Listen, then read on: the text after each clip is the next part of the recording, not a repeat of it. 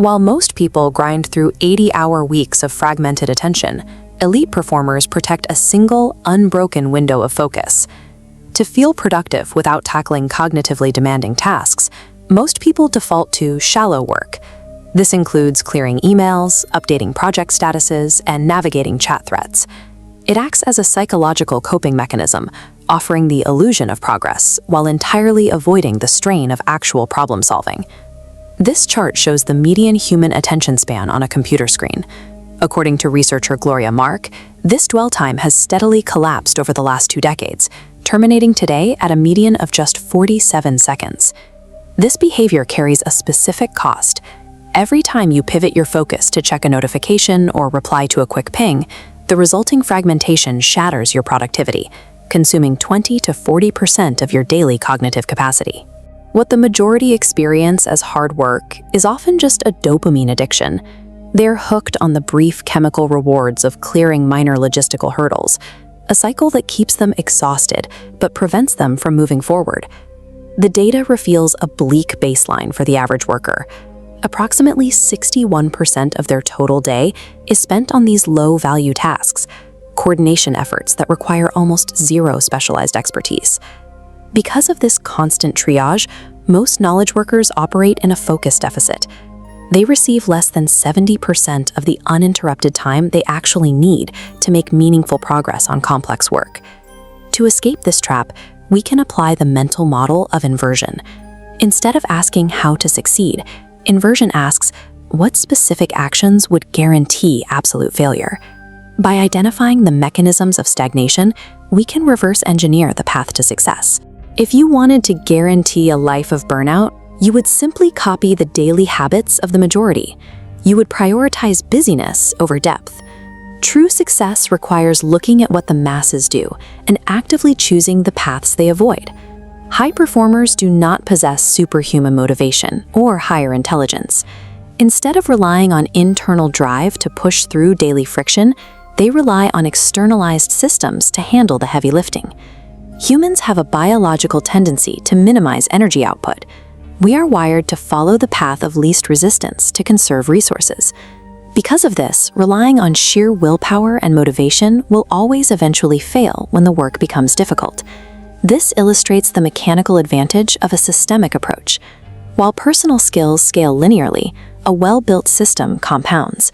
You build the framework once, and it multiplies your output indefinitely. One such system is a second brain, an external digital repository for your research and project management. By offloading the burden of memory to a tool, you move the execution away from your own biological limits. Elite performers do not exert more effort to overcome friction. They engineer permanent systems that remove the friction entirely, allowing them to glide through projects that exhaust everyone else. All human output is governed by an inherent imbalance known as the 80. The asymmetry is stark. 80% of all meaningful results flow from merely 20% of your total efforts. The vast majority of what you do contributes almost nothing to your ultimate goals.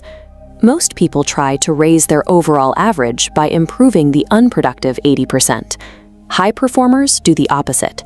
They ruthlessly identify their most productive 20% and aggressively expand those specific inputs. Applied to daily life, this reveals that most opportunities are actually just distractions. They look like productive work, but they lack the leverage to move the needle on your primary outcomes. Effectiveness is the result of extreme prioritization.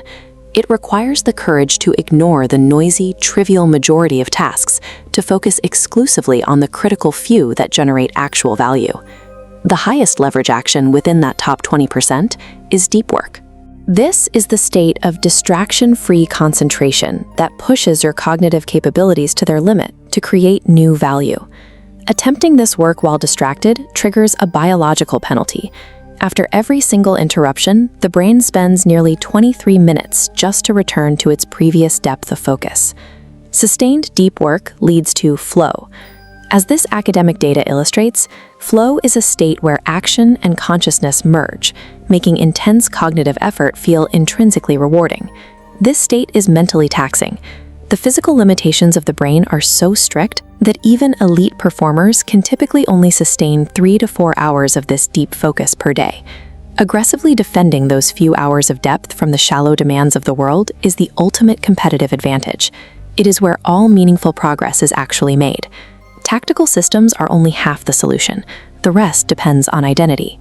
Your current behavioral outputs are simply a reflection of your subconscious beliefs about who you are. Quitting the moment a task becomes uncomfortable is the ultimate wealth-destroying habit.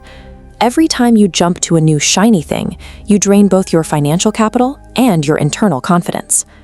Perseverance is not blind stubbornness, but the ability to maintain the highest standard of execution even when your initial motivation has vanished. This consistency allows for compounding. If you improve by just 1% each day for 1 year, the math shows you will end up 37 times better than when you started. Meaningful transformation does not require radical leaps. It requires the systematic accumulation of small wins, each one acting as a vote for the type of person you wish to become. The 99% obsess over how to get more things done. The top 1% obsess over identifying the highest leverage thing to do right now.